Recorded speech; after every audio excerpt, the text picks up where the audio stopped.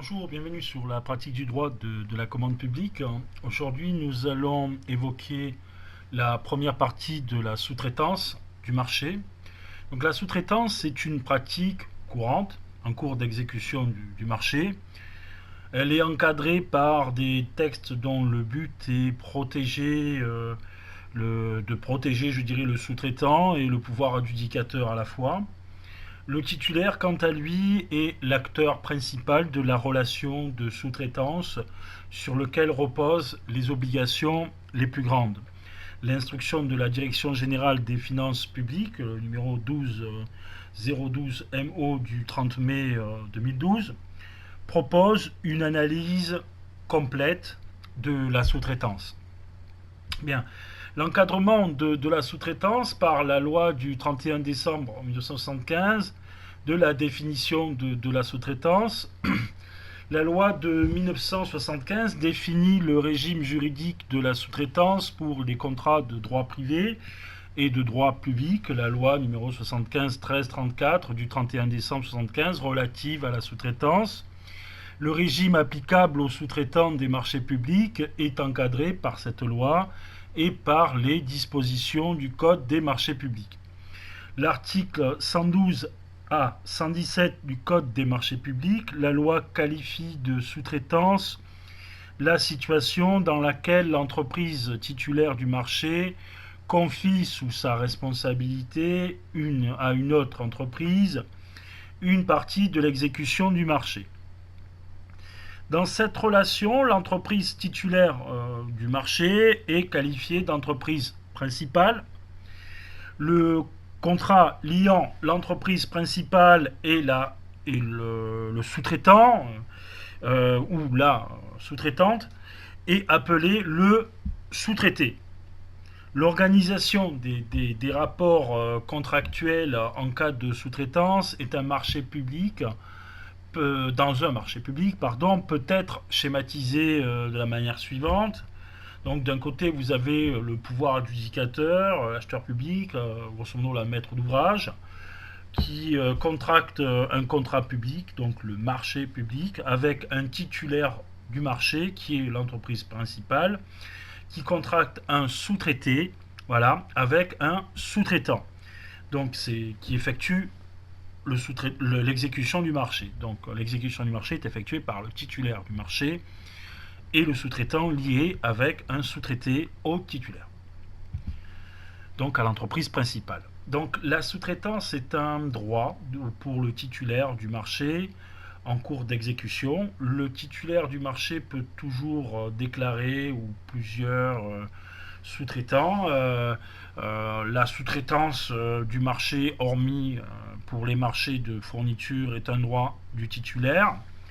Ni le Code des marchés publics, ni la loi de 1975 envisagent la possibilité d'interdire par principe le recours pour des parties essentielles de l'exécution du marché, mais cela n'a pas encore été clairement validé par la jurisprudence dont je vous fais part. Voilà, l'absence de lien contractuel entre le sous-traitant et le pouvoir adjudicateur. Donc il faut noter que le titulaire demeure toujours, à l'égard du pouvoir adjudicateur, le seul responsable de la bonne exécution du marché. Donc l'article 113 du Code des marchés publics stipule dans son premier article et le premier article de la loi 1975-1334 du 31 décembre 1975 relative à la sous-traitance, cet acte-là, comme l'illustre le schéma précédent, donc je vous ai fait édiction, il n'existe aucun lien contractuel entre le sous-traitant et le pouvoir adjudicateur. Il en découle que les obligations du marché ne sont pas opposables au sous-traitant et que dans la même logique, les clauses du contrat sous-traitance ou de sous-traitance, donc le sous-traité, ne sont pas opposables au pouvoir adjudicateur. Donc c'est encadré par une jurisprudence du Conseil d'État du 17 décembre 1999 qui concerne la Société d'aménagement des Lot-et-Garonne, et c'est la requête 167 806. Donc le titulaire demeure seul responsable à l'égard du pouvoir adjudicateur pour l'ensemble des obligations contractuelles découlant du marché, y compris celles qui ont été confiées aux sous-traitants. C'est le Conseil d'État du 6 mars 87, c'est le PHLM Châtillon Bagneux, et c'est la requête 37 731. Donc en l'absence de contrat, il est impossible pour le pouvoir adjudicateur de rechercher la responsabilité contractuelle du sous-traitant. Cette situation particulière a pour conséquence également de l'empêcher de rechercher une possibilité sur le terrain de la décennale. C'est la Cour d'appel administrative de Douai du 10 juillet 2012, l'agglomération de la région Compiègne, requête 10DA pour Douai 01134. Alors, ou bien, alors il ne peut pas attaquer sur le terrain de la décennale, ou bien de demander une réparation pour vice de conception dans la construction d'un ouvrage. C'est encadré aussi par une jurisprudence qui est celle de la Cour d'appel administrative de Paris du 5 juin 2007 sur le PHLM de la commune de Puteaux, et la requête 05 PA pour Paris 04 209. Donc c'est le Conseil d'État du 25 juin 2004, aussi la commune de Gap qui émet la requête 221 553. Bon, le pouvoir adjudicateur ne peut agir en responsabilité qu'à l'égard du titulaire de l'entrepreneur principal. Donc le titulaire ne peut quant à lui s'exonérer de la responsabilité en lien avec son marché et se défaussant sur des fautes de son sous-traitant, même lorsque les fautes sont de nature frauduleuse ou dolosive. Donc c'est encadré toujours par une jurisprudence qui est celle du Conseil d'État du 26 novembre 2007, la Société des travaux du Midi, et la requête est celle du 256 423. Pardon. Donc, le régime instauré par la loi est cependant singulier dans la mesure où la sous-traitance, malgré l'absence de la relation contractuelle, va pouvoir bénéficier d'un paiement direct des prestations par le pouvoir adjudicateur et pourra même agir contre ce dernier pour obtenir le paiement. Donc, ce qui nous permet maintenant d'attaquer le pouvoir adjudicateur. Donc, le pouvoir adjudicateur ne doit pas donner, mais toujours dans la relation de sous-traitance, donner une directive au sous-traitant, qu'il s'agisse du pouvoir adjudicateur ou de son représentant dans l'exécution du marché, comme le maître d'œuvre. Il convient de n'adresser ni ordre, ni service, ni bon de commande au sous-traitant. Donc le titulaire demeure le seul interlocuteur du pouvoir adjudicateur, qui a toutes les mesures d'exécution et qui a toutes les directives qui doivent être adressées. Donc l'exécution du marché en direct avec un sous-traitant constituera sans nul doute une faute contractuelle du pouvoir adjudicateur. Néanmoins, il n'est pas interdit de communiquer avec les sous-traitants. Le CCAG Travaux prévoit d'ailleurs que la réponse physique habilitée à le représenter soit présentée par le pouvoir adjudicateur. C'est l'article 361.2 du CCAG Travaux. C'est une clause qui le stipule. Bonjour, bienvenue sur la pratique du droit de la commande publique. Aujourd'hui, nous allons traiter un objectif de protection des sous-traitants et des maîtres d'ouvrage.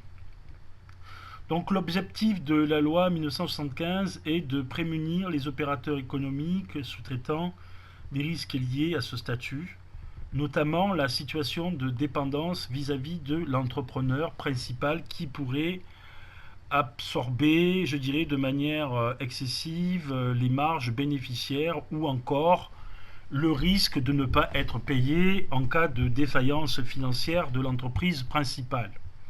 Donc la protection joue également en faveur des pouvoirs adjudicateurs puisqu'ils sont obligatoirement informés de la sous-traitance et de leur marché et doivent la contrôler. Plusieurs mesures protectrices sont donc imposées par la loi et complétées par le Code des marchés publics. Donc l'interdiction de la sous-traitance totale d'un marché public, la déclaration obligatoire du sous-traitant et le paiement direct du sous-traitant. Donc Par ailleurs, le CCG Travaux prévoit que les clauses spécifiques pour la sous-traitance soient ainsi, c'est-à-dire les interdictions et les limitations légales à la sous-traitance, donc interdiction de sous-traiter intégralement en marché public. Donc l'article 1er de la loi 1975 dispose qu'une partie seulement de l'exécution du marché public peut être confiée par le titulaire à un autre opérateur intervenant comme sous-traitant. L'article 112 du Code des marchés ajoute que le titulaire du marché peut sous-traiter l'exécution de certaines parties du marché. En d'autres termes, il est interdit de sous-traiter l'intégralité d'un marché public, et cela est logique dans la mesure où le marché a été conclu avec le titulaire en raison de ses qualités. Il doit en assurer lui-même un minimum d'exécution. La question qui se pose de savoir jusqu'à quel niveau de l'exécution le titulaire du marché peut sous-traiter. Un seul élément ne permet pas ne permet pas de savoir quelle est la limite à tolérer en matière de sous-traitance. Elle peut être, grosso modo, atteindre un niveau de 90% d'exécution, peut-être. Néanmoins, les niveaux sont importants de sous-traitance. Ceci se rencontre un peu en pratique, notamment en raison de l'obligation d'allotissement des marchés qui sont prévus, à l'article 10 du Code des marchés publics, comme on l'avait vu dans le précédent enregistrement concernant les marchés allotis. 9, contrôler le niveau de sous-traitance. Donc il appartient au pouvoir adjudicateur d'être vigilant en cours d'exécution. Il pourrait refuser les déclarations de sous-traitance au-delà d'un certain niveau, si cela lui semble mettre en danger la bonne exécution du marché, ou sous l'exécution personnelle du marché par le titulaire est remise en cause. Donc le niveau de sous-traitance peut parfois révéler que le titulaire n'assure plus une exécution effective du marché, mais se contente d'en assurer le suivi, administratif et technique. Bien, le pouvoir adjudicateur devra veiller à bien motiver son refus et s'il en remettra en cas de contentieux à l'appréciation du juge administratif. Donc il est possible d'envisager la rédaction de clauses dans le marché ayant pour but de limiter le recours à la sous-traitance ou bien interdire certaines parties des prestations. L'utilisation de telles clauses devra être justifiée par la nécessité de bonne exécution du marché. Bien sûr. 10.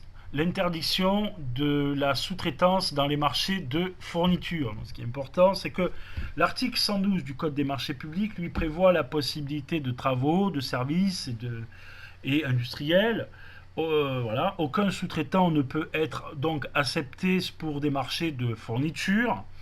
Le fait que les marchés de fourniture consistent à fournir des marchandises, qui existent déjà sur des étagères ou des catalogues de fournisseurs, explique cette interdiction. Il n'y a a priori aucune prestation à sous-traiter dans ce type de marché. Donc les marchés industriels peuvent être considérés comme des marchés de fourniture puisqu'ils ont pour objet la fourniture d'équipements ou de prototypes conçus et réalisés spécialement pour répondre aux besoins du pouvoir adjudicateur. C'est l'article 2 du CCAG, alors c'est MI, ce n'est pas TX. Voilà. Cependant, certains comportent des éléments de conception importants qui correspondent à des prestations de services pouvant faire, l'objet de sous-traitance. Donc, le cas où le fournisseur dans un marché de services ou un marché de travaux ne peuvent être qualifiés de sous-traitants les opérateurs économiques qui interviennent dans des marchés en tant que fournisseurs sans participer directement à l'exécution sont donc exclus de régime de la sous-traitance dans les marchés de services ou de travaux les opérateurs liés à l'entreprise principale ou au titre uniquement de contrat de vente, tout simplement. C'est le cas par exemple du fournisseur de papier, d'un imprimeur ou d'un fournisseur de matériaux pour un entrepreneur travaux. Mais de manière exceptionnelle, le fournisseur peut être qualifié de sous-traitant dans un marché de travaux. C'est le cas lorsque la fourniture porte sur le produit qui doivent être adaptés spécifiquement pour l'exécution des marchés publics. Donc le fournisseur est considéré de participer de manière effective à l'exécution du marché confié au titulaire. Il peut être accepté de bénéficier du paiement direct. Quelques cas de jurisprudence permettent de mieux cerner les limites de la sous-traitance et de simple fourniture, tout simplement. Donc, en cas de fourniture de béton en prêt à l'emploi, donc la fourniture est assimilée comme un contrat de vente. Donc la référence juridentielle en fait serait celle du Conseil d'État du 26 décembre 2007 du département du Gard qui émet la requête 255 993. Par exemple, dans le cas de fourniture de gaines rectangulaires de ventilation fabriquées sur mesure, donc là, il s'agit bien de sous-traitance. Donc, comme le stipule la Cour d'appel administrative de Nantes du 7 octobre 2011, la société Altan VDI qui émet la requête 10 NT pour Nantes 02 052. Bien, concernant la fourniture d'armature métallique, dimension spécifiquement adaptée au marché tel que le fournisseur ne pouvait pas avoir recours à son stock pour répondre à la commande, je vous laisse deviner, c'est la sous-traitance. Donc c'est le Conseil d'État du 5 février 1985 voilà, qui le stipule, donc c'est la requête 8316.675. Après, vous avez la fourniture de pavés ordinaires. Donc, une fourniture de pavés ordinaires, comme le stipule la Cour d'appel administratif de Lyon du 3 juillet 2003, eh bien, c'est tout simplement c'est un contrat de vente. C'est pas assimilé, c'est de la fourniture. Voilà. Donc, vous avez aussi la fourniture, pose et déplacement d'échafaudage pour façade sur le cadre d'un marché d'isolation thermique façade. Et bien là, ça sera de la sous-traitance, comme le stipule la Cour d'appel administrative de Lyon du 11 mai 2006. Bien, le privilège dit de pluviose, ce qui nous amène à attaquer le privilège dit de pluviose pour le fournisseur et le titulaire des travaux. Bien, l'article 3253-22 du Code du travail, issu du décret de pluviose en 2, confère notamment aux fournisseurs des entreprises titulaires d'un marché de travaux publics un droit de paiement préférentiel à raison des créances qu'ils détiennent sur ces dernières au titre des fournitures et matériaux qu'ils apportent pour l'exécution du marché. Donc, ce privilège peut conduire le fournisseur à obtenir de paiement en lieu et place du titulaire par le prélèvement sur les sommes qui lui sont dues à raison du marché. Donc, des sommes correspondent aux matériaux et aux fournitures livrées pour les travaux. Donc, c'est le Conseil d'État du 3 juin 2005 de la société Jacquemin qui met la requête, 275 061. Ce dispositif particulier, qui relève du juge judiciaire, est différent de la procédure de paiement direct applicable aux sous-traitants acceptés et agréés. Donc l'article 110 du Code des marchés publics dispose des seuls fournis que les... Bonjour, bienvenue sur la pratique du droit de la commande publique. Aujourd'hui, nous allons évoquer la troisième partie de la sous-traitance, notamment la déclaration de la sous-traitance et l'agrément des conditions de paiement. Donc l'article 112 du Code des marchés publics définit ce point pour le titulaire d'un marché public de travaux. Il peut sous-traiter l'exécution de certaines parties de son marché à condition d'avoir obtenu du pouvoir adjudicateur l'acceptation de chaque sous-traitant et agrément des conditions de paiement. Donc, les déclarations de la sous-traitance, l'obligation de déclarer la sous-traitance si la sous-traitance est un droit pour le titulaire d'un marché, celui-ci a un retour d'obligation de déclarer tous les sous-traitants qui interviennent à l'exécution des prestations.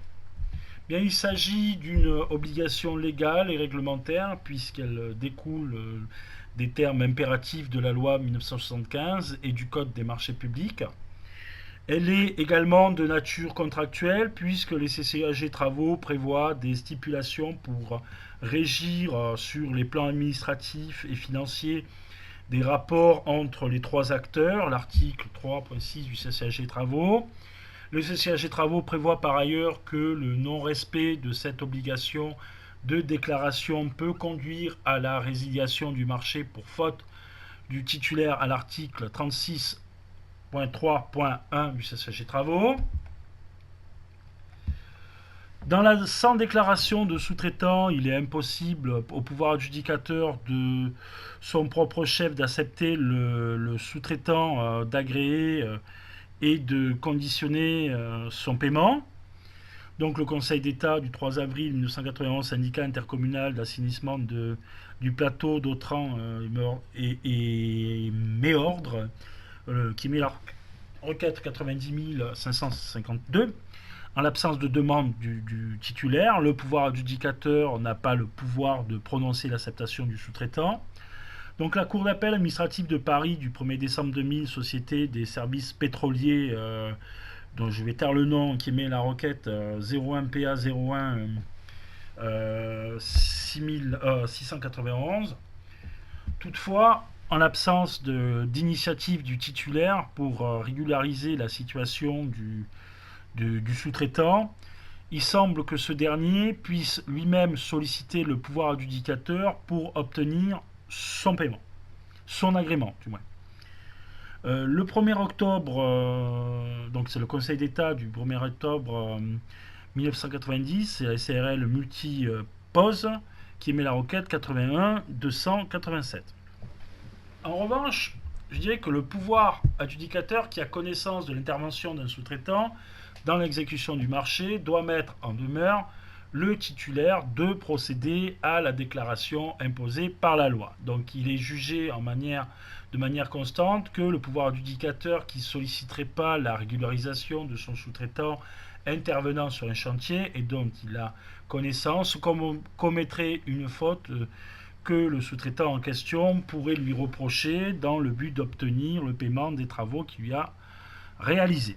Donc dans ce cas, la preuve de cette faute doit être apportée par le sous-traitant, réunion de chantier par exemple.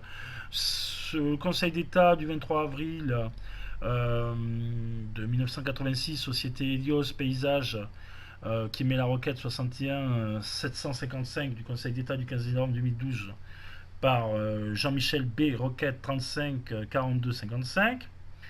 Ce qui nous amène à attaquer maintenant le contenu de la déclaration. Bien, le titulaire remet au pouvoir adjudicateur une déclaration qui est constituée de plusieurs documents et renseignés, listés à l'article 114 du Code des marchés publics. Bien, cette déclaration est remise contre récépissé pour envoyer à accusé réception. Le titulaire doit donner à une date certaine à la déclaration pour que le délai d'acceptation implicite puisse recourir. En effet, l'acceptation du sous-traitant et l'agrément des conditions de paiement sont acquis pour le titulaire si le pouvoir adjudicateur est resté silencieux. Donc, si celui-ci est resté silencieux pendant un délai, je dirais, de 21 jours, à compter de la date de réception de la déclaration. Donc, les renseignements et documents qui doivent constituer la déclaration sont les suivants. 1. La nature des prestations sous-traitées. 2. Le document constituant la déclaration du sous-traitant à remettre au pouvoir adjudicateur. Donc, 3. Le nom et la raison, la domination sociale de l'adresse du sous-traitant proposé. Donc, mettre un document constituant la déclaration du sous-traitant à remettre au pouvoir adjudicateur. Et je dirais le montant maximum des sommes à verser par paiement direct au sous-traitant. C'est un document aussi à verser à la déclaration par le pouvoir adjudicateur. Donc, se joint à ça les conditions de paiement qui sont prévues par le projet de contrat de sous-traitance, c'est-à-dire le sous-traité, le cas échéant des modalités de variation de prix, voilà, si c'est de l'ajustable, du révisable, Voilà.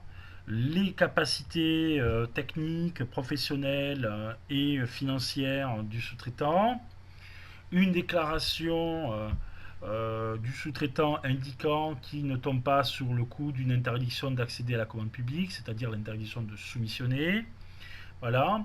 L'exemplaire unique ou le certificat de cessibilité ou une attestation ou une main levée du bénéficiaire de la cession ou un nantissement de créance, cours qu'on a vu précédemment. Donc il n'est pas exigé que le sous-traitant fournisse, je dirais, des pièces fiscales et sociales qui sont demandées au titulaire en application à l'article 46 du Code des marchés publics. En effet, le sous-traitant n'est pas lié par le contrat au pouvoir adjudicateur. Ce dernier n'est pas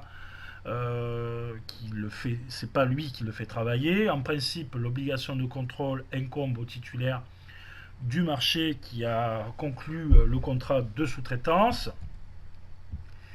L'acceptation du sous-traitant et d'agrément des conditions de paiement.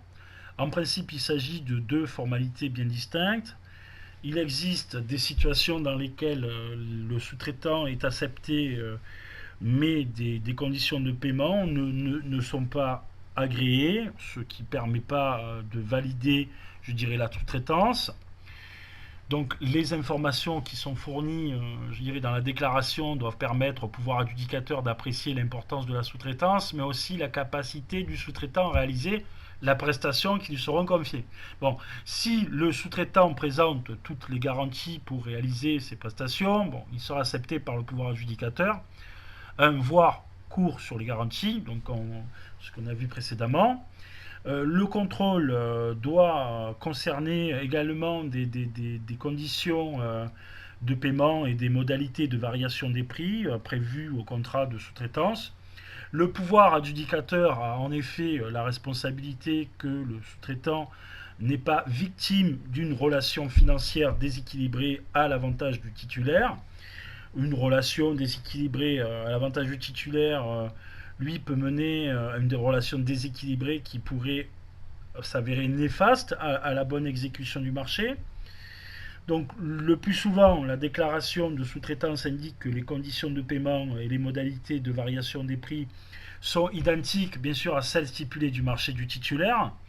Donc bonjour, bienvenue sur la pratique du droit de la commande publique. Aujourd'hui, nous allons évoquer la quatrième partie de la sous-traitance, notamment le contrôle du sous-traité. Donc contrôler le sous-traité. Bon, pour bien contrôler les conditions de paiement de la sous-traitance, il est conseillé de vérifier le bon équilibre de la relation entre le titulaire sous-traitant en demandant un contrat ou le contrat de sous-traitance, c'est-à-dire le sous-traité. Donc le CCAG Travaux prévoit que le titulaire doit transmettre ce document dans un délai de 15 jours, sous peine de se voir appliquer une pénalité de retard. Donc c'est l'article 3.6, moi c'est la clause 3.6.1.5 du CCAG Travaux qui l'encadre. La responsabilité du pouvoir adjudicateur peut se trouver engagée s'il n'a pas fait la vérification suivante pour s'assurer des conditions de paiement prévues dans le contrat de sous-traitants. Donc c'est encadré aussi par une jurisprudence qui est celle du Conseil d'État du 13 juin 86 qui concerne l'OPHLM Pas-de-Calais qui émet la requête 56 350. Donc on va attaquer maintenant donc, la signature et la notification de l'acte spécial de sous-traitance, puisque c'est un sous-traitant post-notification. Donc si le sous-traitant est accepté et les conditions de paiement agréées, le pouvoir adjudicateur et le titulaire signent un document appelé acte spécial de sous-traitance. Il est récapitulé, il récapitule tous les renseignements relatifs aux sous-traitants qui figurent dans la déclaration, notamment DC13 si possible. Voilà. Dans le cas d'une déclaration tacite obtenue au terme de délai de 21 jours à compter de la date d'envoi de la déclaration, aucun acte spécial ne sera signé. Le titulaire devra pouvoir prouver que cette acceptation est intervenue à la date à laquelle il est intervenu. Voilà. L'acte spécial n'a pas à être signé par le sous-traitant. Aucune disposition légale ou réglementaire n'impose la signature, et pour cause, le principe est qu'il n'a aucun lien avec le pouvoir adjudicateur.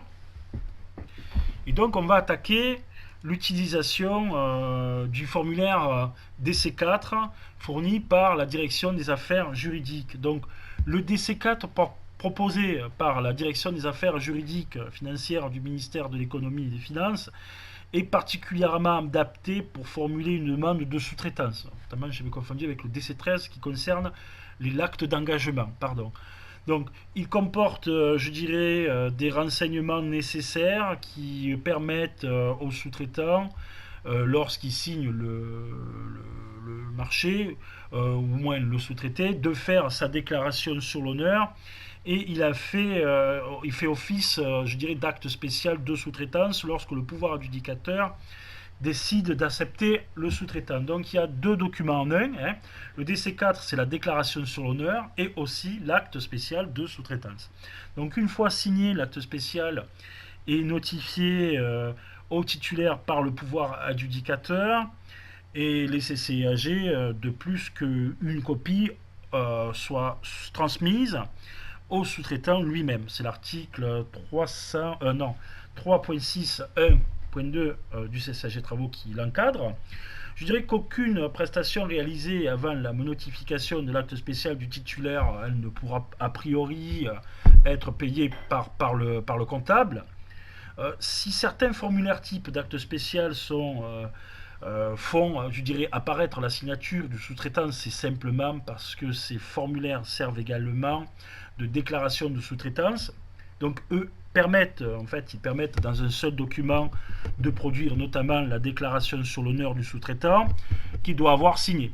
C'est le cas du formulaire DC4 de la direction des affaires juridiques et financières. Donc on peut maintenant attaquer l'indication du montant maximum des prestations sous-traitées.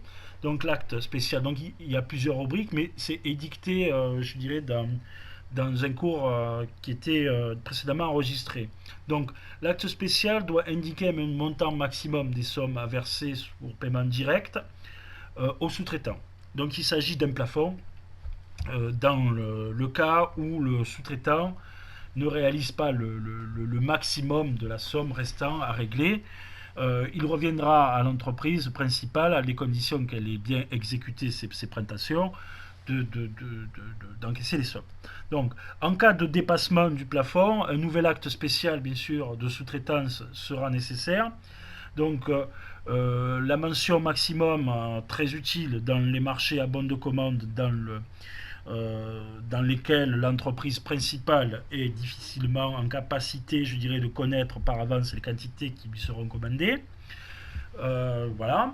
Le refus, ce qui nous amène à attaquer ou à évoquer le refus du sous-traitant. La sous-traitance étant soumise, je dirais, à une procédure obligatoire de déclaration d'acceptation et d'agrément, il semble possible d'envisager qu'elle aboutisse soit à une acceptation, soit à un refus de la part du pouvoir adjudicateur. Donc c'est encadré par une jurisprudence qui en émane. C'est le Conseil d'État du 4 décembre 2002, la société Eurovia, qui émet la requête 244 134.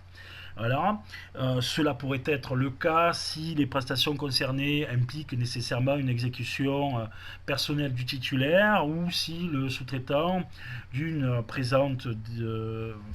présente pas des garanties suffisantes pour assurer la bonne exécution, ou si les conditions de paiement ne paraissent pas correctes.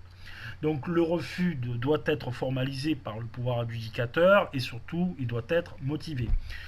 Le refus non motivé est susceptible, bien sûr, d'engager la responsabilité et l'impossibilité de recourir à un sous-traitant, cause préjudice au titulaire et voire ouvre des droits d'intérêt moratoires. Bon, maintenant on va évoquer la vérification des modifications de l'exemplaire unique ou du certificat de cessibilité lorsque la sous-traitance est déclarée en cours d'exécution du marché. L'acceptation du sous-traitant et l'agrément des conditions de paiement ne peuvent être acquis si le titulaire n'a pas restitué l'exemplaire unique ou le certificat de cessibilité qui lui a remis éventuellement au pouvoir adjudicateur. Bien sûr, le code des marchés précise que le délai de 21 jours pour l'acceptation tacite du cours qui en fait n'est pas courant, ne court pas si le titulaire du marché n'a pas restitué l'exemplaire unique certificat de cessibilité avec la déclaration de sous-traitance. Donc, si l'un des documents a été délivré au titulaire du marché avant la déclaration de sous-traitance, il est important que le pouvoir adjudicateur euh, modifie afin de dimensionner une partie du marché qui fait l'objet de sous-traitance avec le paiement direct, donc d'où le retour de cette session. Donc il n'a pas l'acceptation du sous-traitant, je veux dire, qu'il soit valide juridiquement si l'exemplaire unique n'a pas été remis dans le même temps que la déclaration de sous-traitance. Donc, le paiement direct, alors exemplaire unique, on a vu ça dans les cours de cession nantissement. Donc le paiement direct qui aura lieu dans ce cas ne sera donc pas valide, lui non plus, et ne pourra pas être opposé à un tiers créancier. Voilà. Aussi, le pouvoir adjudicateur ne pourra pas opposer un refus de payer les sommes qui résultent du marché à la personne qui bénéficie de la cession ou du nantissement de créances du marché en déclarant avoir déjà versé les sommes au sous-traitant. S'il a effectivement versé des sommes au sous-traitant qui devra verser une deuxième fois aux bénéficiaires de la cession du nantissement. Attention, c'est encadré, enfin, il y a une jurisprudence du Conseil d'État du 6 décembre 1999, qui est la ville de Marseille, bien sûr, qui met la requête 189 407, et aussi il y a une cour d'appel administrative du 4 février 2003, la cour d'appel administrative bien sûr de Marseille, le 4 février 2003, qui est le syndicat intercommunal des distributions des eaux des morts, qui met la requête 98 MA 01 050. Donc ce qui veut dire qu'ils ont à la fois payé la créance du titulaire et le sous-traitant deux fois.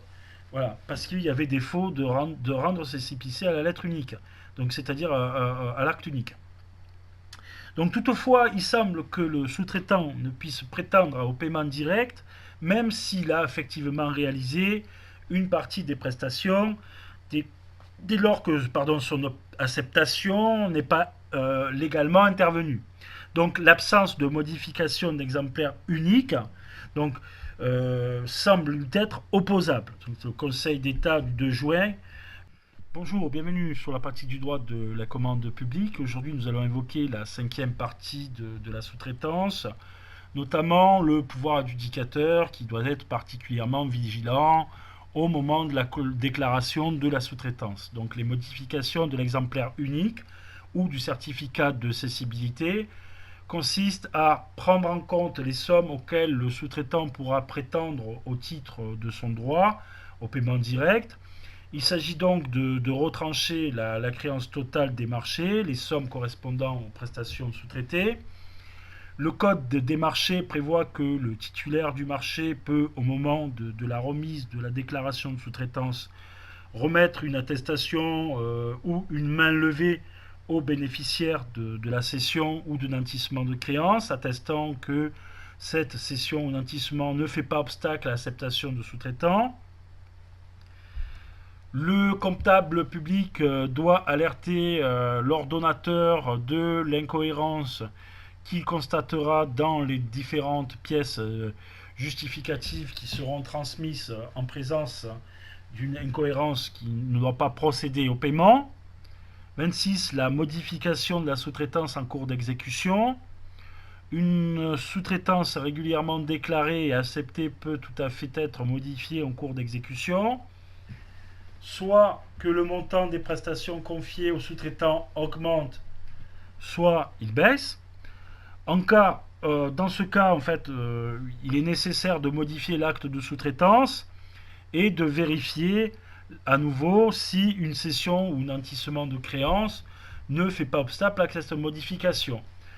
Un nouvel acte spécial sera conclu et, le cas échéant, l'exemplaire unique ou le certificat de cessibilité devra être modifié.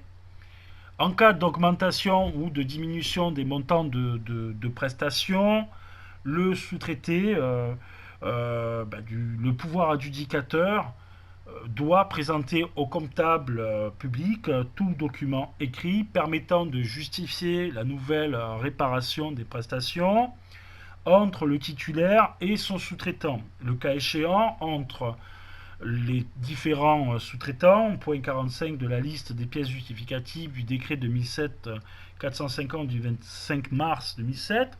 Donc la signature d'un acte spécial modificatif est vivement conseillée pour éviter toute difficulté avec le comptable public. Donc les marchés attribués à une entreprise pour un montant de 100 000 euros, déclaration d'un sous-traitant pour un montant de sous-traité de 40 000 euros, augmentation de la part de la sous-traitance en cours d'exécution passant de 20 000 euros à 40 000 euros, restitution, je dirais, d'un exemplaire unique ou certificat de cessibilité délivré initialement à l'entreprise principale, attestation ou main levée du cessionnaire certifiant que les sommes nanties ou cédées ne font pas obstacle au paiement direct du sous-traitant à concurrence de 40 000 euros, soit une somme de nantie au titulaire de marché de 60 000 euros maximum, hors taxe. Modification de l'exemplaire unique ou certificat des cessibilités comme suit. Exemplaire unique titulaire 60 000 euros hors taxe. Exemplaire unique sous-traitant 40 000 euros hors taxe. Donc la modification de la sous-traitance en cours d'exécution, la sous-traitance dans les marchés reconductibles.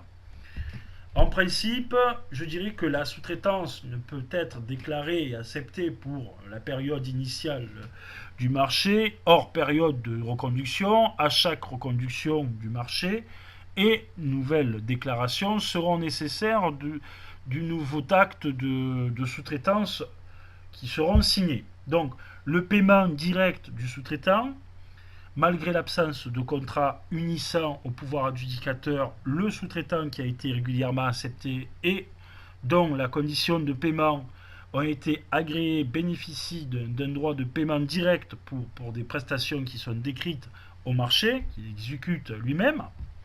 Donc ce droit lui est ouvert dès lors montant de prestations sous-traitées égal ou supérieur à un seuil qui est dérisoire, c'est-à-dire 600 euros TTC. C'est l'article 115 alinéa 1 du Code des marchés publics qui l'encadre, et l'article 6 de la loi 75 1334 du 31 décembre 75, relative bien sûr à la sous-traitance, que nous citons, le sous-traitant en fait ne peut pas renoncer dans le contrat de sous-traitance à son droit une clause de rédiger en ce sens étant réputée non écrite. En fait, s'il y a une clause qui est réputée de renoncer à son droit, ça sera réputé non écrit. Donc, article 7 de la loi numéro 75 1334 du 31 décembre 75 qui est relative à la sous-traitance qui le stipule. Donc, le sous-traitant a un contrat de sous-traitance qui est appelé le sous-traité. Il a le droit au paiement direct. Voilà. Le titulaire a un marché, il a un acte donc spécial et il a un rapport direct avec le pouvoir adjudicateur qui effectue un paiement. Donc l'exécution financière du marché en présence d'un sous-traitant est celle que je viens de vous préciter, ce qui nous amène à attaquer maintenant le droit de versement d'une avance. Donc, comme on avait vu dans le cours des avances précédemment, le sous-traitant peut bénéficier d'un versement d'une avance à double condition qu'il bénéficie du paiement direct et que le marché lui permette le versement d'une avance du titulaire, c'est-à-dire qu'il soit un seuil supérieur à 50 000 euros, voilà, et qu'il bénéficie du paiement direct. Donc la procédure de paiement direct prévue par le Code des marchés publics, la procédure des paiements directs est décrite à l'article 116 du Code des marchés publics. Le titulaire du marché y joue naturellement un rôle central. Donc le sous-traitant doit notifier sa demande de paiement au titulaire du marché contre récépissé ou par courrier recommandé accusé réception. Donc, la procédure de paiement direct, notification du sous-traitant de la demande de paiement au titulaire du marché, récépissé ou par courrier comme recommandé avec accusé réception. À partir de cette date, le titulaire dispose d'un délai de 15 jours pour accepter ou refuser cette demande de paiement, ce qui est assez court. Dans ce délai, il doit informer le sous-traitant et le pouvoir adjudicateur de sa décision. Un refus doit être motivé. Il semble possible pour le titulaire d'accepter ou de n'accepter aucune partie de la demande de paiement. Par ailleurs, il est toujours loisible au pouvoir adjudicateur de contrôler le contenu de la demande de paiement, notamment pour vérifier si les prestations réalisées sont bien parmi celles prévues au marché et si les prestations respectent le prix stipulé. Donc c'est encadré, il y a une jurisprudence qui l'encadre, c'est la Cour d'appel administrative de Bordeaux du 9 décembre 2010 et c'est la société RICRIX Espace Protect qui émet la requête 10 BX pour Bordeaux 00 725. Mais sur le non-respect du délai de 15 jours qui équivaut à une acceptation implicite de la demande de paiement du sous-traitant, l'article 116 du Code des marchés publics dispose que le pouvoir adjudicateur procède au paiement si le titulaire n'a pas communiqué sa décision dans le délai. Bon, par ailleurs, le refus qui intervient après l'expiration de ce délai n'est pas considéré comme un refus motivé régulier sur lequel le pouvoir adjudicateur peut se fonder sur le paiement au sous-traitant. C'est le Conseil d'État du 21 février 2011, qui est la communauté urbaine de Cherbourg, qui émet la requête 31 83 64, et le Conseil d'État du 30 juin 2005, la société Jacquemin, qui émet la requête 275 061, qu'on a déjà vu. Donc, parallèlement à la transmission au titulaire du sous-traitant, il remet sa demande en fait, de paiement au pouvoir adjudicateur, accompagné de la preuve de la date de réception par le titulaire ou de la preuve de l'envoi postal qui n'a pas été réceptionné ou qui n'a pas été refusé. Cette preuve permettra au pouvoir adjudicateur de procéder au paiement lorsque le délai de 15 jours aura expiré. Le pouvoir adjudicateur informe le titulaire des demandes de paiement qu'il a réceptionnées de la part du sous-traitant. Cette information du pouvoir adjudicateur est une formalité que le sous-traitant ne doit pas négliger. En effet, dans l'ignorance, le pouvoir adjudicateur peut payer le titulaire pour des prestations réalisées par le sous-traitant. Or, ce dernier ne pourra pas contester cette situation s'il n'établit pas,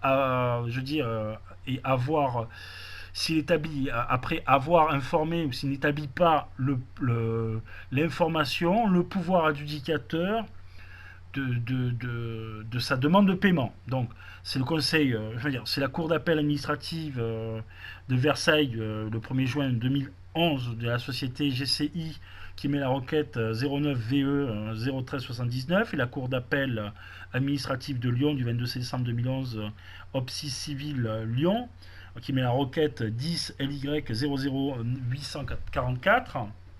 Bien, d'un côté, on a le refus, je dirais, de la demande. De l'autre côté, les informations de paiement réalisées. Donc, refus de la demande au sous-traitant. Donc, la demande de paiement libellée au nom du pouvoir adjudicateur. Envoi du paiement, envoi du sous-traitant au pouvoir adjudicateur de la demande de paiement et de l'accusé de réception du titulaire. Voilà. L'information pour la demande de libellé au nom du pouvoir adjudicateur. Donc le titulaire du marché a 15 jours pour examiner la demande de paiement.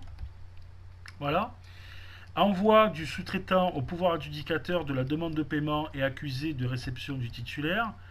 Acceptation totale ou partielle de la demande. Voilà. Et information du refus, s'il y a un refus. Bon, le paiement direct. Le pouvoir adjudicateur contrôle les deux demandes au paiement au-delà du délai de 15 jours et procède à un seul traitement des demandes de paiement. Bien, les paiements des prestations supplémentaires Le sous-traitant admis au paiement direct a le droit d'obtenir, je dirais, le paiement des travaux supplémentaires réalisés en raison des suggestions techniques imprévues, donc, ainsi que des travaux indispensables à la bonne exécution du marché dans les règles de l'art. Donc, c'est le Conseil d'État du 3 mars 2010, il y a la société Presse Pali qui émet la requête 304604 et le Conseil d'État du 24 juin 2002 du département de la Seine-Maritime qui émet la requête 240271, ce qui nous amène aux sous-traitants indirects ou de second rang. Le sous-traitant a le droit de sous-traiter lui-même une partie de sa prestation ou de ses prestations qui lui ont été confiées. La loi de 1975 prévoit que cette possibilité, alors que le Code des marchés publics ne l'évoque pas dans aucune des dispositions. Le CCAG Travaux prévoit différentes stipulations pour régir les situations de sous-traitants directs, notamment l'article 362 du CCAG Travaux. Bien, la sous-traitance ou le sous-traitant direct de premier rang a l'égard de son sous-traitant la qualité de l'entrepreneur principal. L'article 2 de la loi 75-1334 du 31 décembre relatif à la sous-traitance. Il doit déclarer au pouvoir adjudicateur afin d'obtenir son acceptation et l'agrément des conditions de paiement. Bien, cette déclaration contient les mêmes informations que celle qui est réalisée par le titulaire du marché pour son sous-traitant direct. Donc c'est l'article 36.3.6.3.2 du CCAG Travaux. Par contre, l'acceptation de l'agrément ne se traduisent pas par la conclusion d'un acte spécial entre le pouvoir adjudicateur et le sous-traitant de premier rang. Aucun texte ne précise la forme de cette acceptation, ni même le délai dans lequel il doit intervenir. Il a donc lieu d'envisager qu'un courrier du pouvoir adjudicateur peut suffire.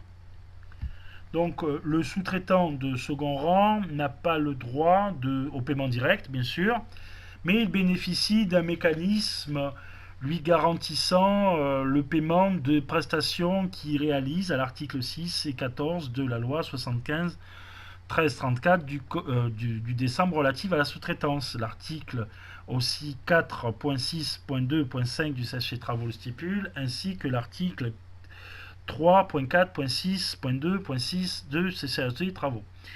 Le sous-traitant de premier rang doit lui donner une caution solidaire qui lui sera donnée par un établissement financier agréé pour lui garantir le paiement des prestations. Une caution solidaire qui lui sera donnée par un établissement financier agréé, le sous-traitant de premier rang doit en fait